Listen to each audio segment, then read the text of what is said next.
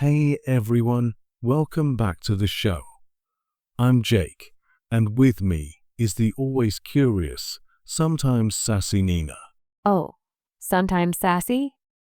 I'm going to take that as a compliment, Jake. Today, we're getting personal, talking about family and how to actually discuss your family in real, everyday English. That's right.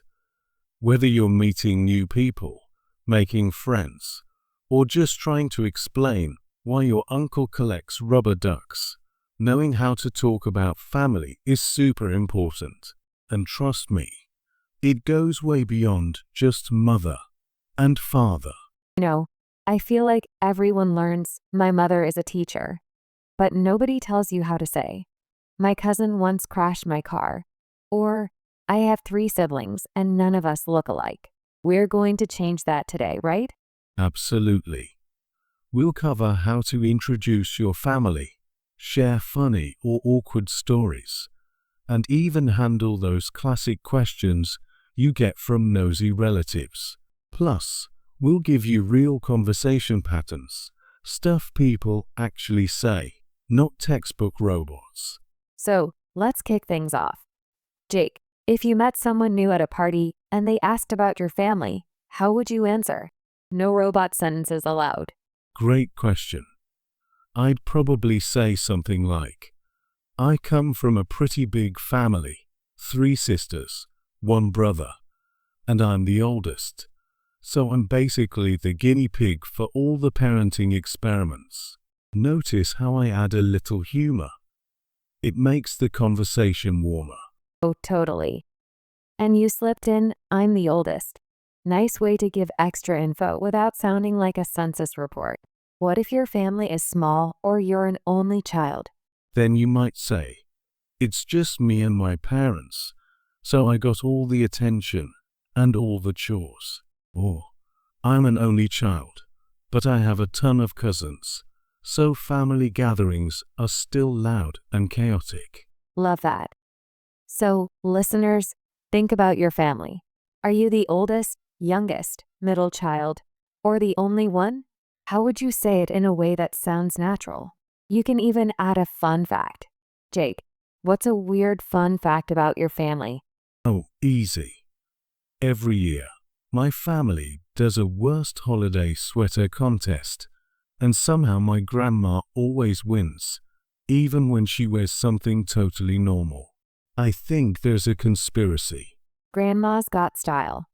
Okay, so when you want to share something quirky about your family, you might use phrases like, we always, or my family is known for, give us an example, Jake. Sure, we always have pizza for Thanksgiving instead of turkey. Or my family is known for arguing about board games for hours. These patterns make your stories sound more natural and relatable. You can use these in any language level. Simple sentences, but real conversation. What about when you want to describe what your family members do? For example, jobs, personalities, or habits. Absolutely. Instead of just saying, my dad is a doctor, you can say, my dad's a doctor, but he'd rather be playing guitar in a rock band. Or, my mom's super organized. She even color codes her socks. Adding those details brings your family to life. I love that. And it gives the person you're talking to something to ask about. Like, wait, color-coded socks. How does that even work? By the way, do you actually color code your socks, Jake? No way. I'm lucky if I can find a matching pair, but my mom would definitely try if she could. Here's another tip. When you describe your family, mix in personality words, like, my sister's the funny one, or my brother's the quiet type. Or, my cousin's the daredevil. She's always trying new extreme sports.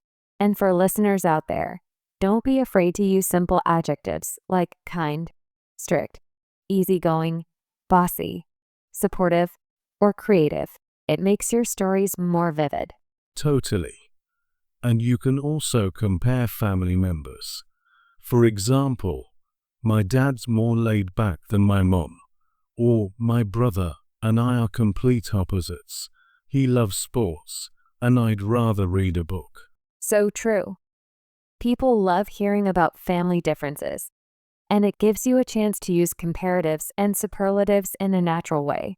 Like, my youngest sister is the most outgoing. Or, out of all of us, my grandma is the best cook. Speaking of cooking, Nina, does your family have any weird food traditions? Oh, you have no idea. Every New Year's, we eat this giant cake with a coin hidden inside. If you find the coin, you're supposed to have good luck all year, but you also have to wash all the dishes. So, it's a blessing and a curse. That's amazing. I love that you shared the blessing and a curse part. That's the kind of thing that makes family stories memorable. So, listeners, think about your own family traditions, especially the weird or funny ones. Those are conversation gold. Jake, what if you want to talk about family members you're close to, or not so close to? How do you say that without sounding too negative? Great point. You can keep it light by saying, I'm really close to my sister. We talk almost every day. Or, I don't see my cousins very often, but we always have a good time when we do. If there's tension, you can say, we have our ups and downs, like most families. That's polite but honest. And you can always add, but I love them anyway. Family isn't perfect, right? Sometimes you need those little disclaimers. Exactly. And if someone asks about your family and you don't want to get into details, it's totally fine to keep it general. We're all pretty different, but we get along. Or, it's complicated, but we make it work. Perfect. Okay, so let's talk about big family events, weddings, reunions, birthdays. How do people usually talk about those in English? Good one. You might say, we had a huge family reunion last summer. There were over 50 people. Or, my cousin just got married, and the whole family danced until midnight. You can use words like gathering, get together, or even potluck if everyone brings food. And don't forget the classic. There's always that one relative who embarrasses you. Like, my uncle always tells the same jokes at every wedding. Listeners, who's your family's? That one relative? Every family has one. Oh, in my family, it's definitely my aunt. She brings a karaoke machine to every party. No one is safe. I want to come to your family parties. So, listeners, if you want to invite someone to meet your family, you can say, you should come over for dinner. My family would love to meet you. Or, we're having a barbecue this weekend if you want to join. Yeah, and that's a big deal in some cultures.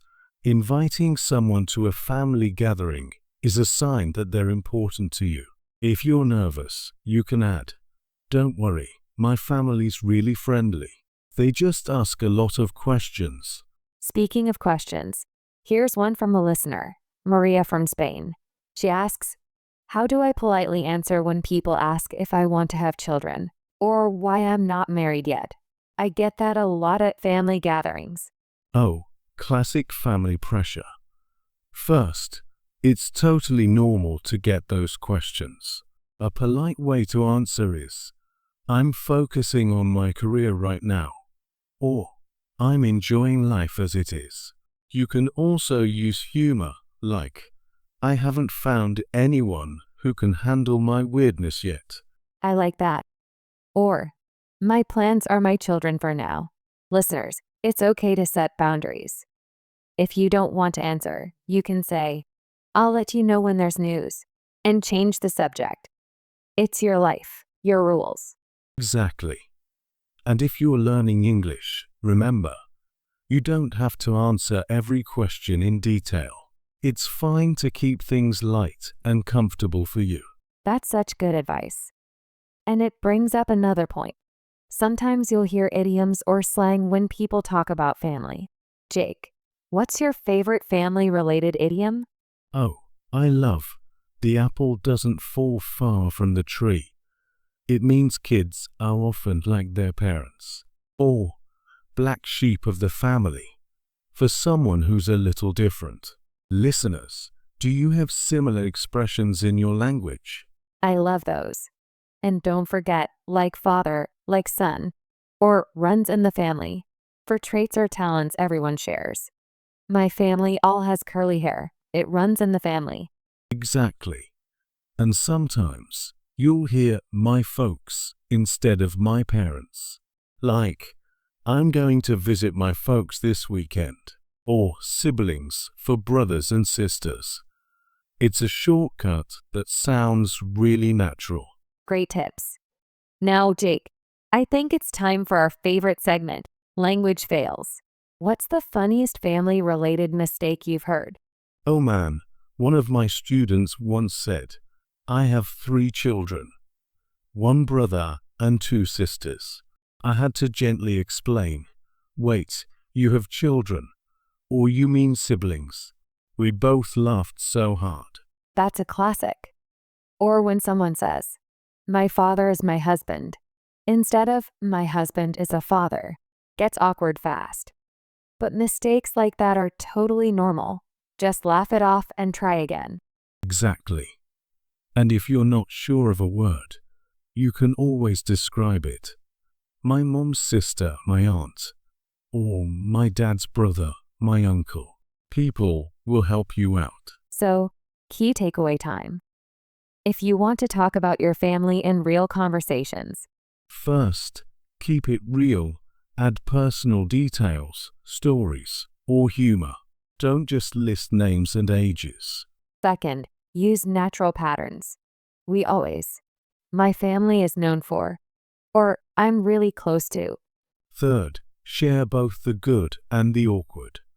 People love hearing about quirky traditions, family jokes, and even the odd black sheep. And finally, relax. Family is a universal topic. Everyone has stories, weird uncles, and embarrassing moments. The more you share, the more you connect.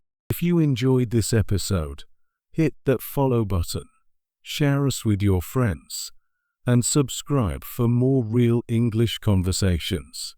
And tell us your funniest family story or language fail. We love reading them. Thanks for hanging out with us. Catch you next time. And remember, no family is perfect, but every family makes a great story. Bye, everyone. Keep talking, keep laughing, and keep learning.